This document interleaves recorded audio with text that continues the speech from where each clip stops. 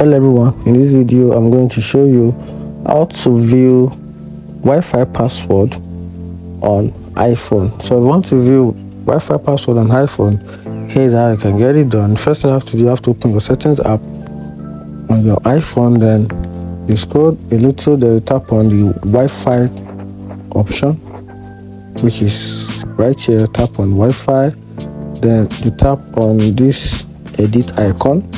You tap on the edit, then you will have to input your Face ID or your phone password. I'm just going to input my friend's password. Then you will see the list of the Wi-Fi network your phone has been connected to for a short period of time.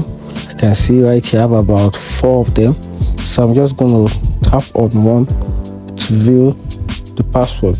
So if you want to view the password for every or any one of this Wi-Fi network, just type at the I button at the back of the padlock. You can see the padlock. This padlock signifies that this network are all encrypted. So for you to be able to view the password, you have to tap on the I button. Once tap on it, then it will open the Wi-Fi settings for that particular network. Then you tap on password.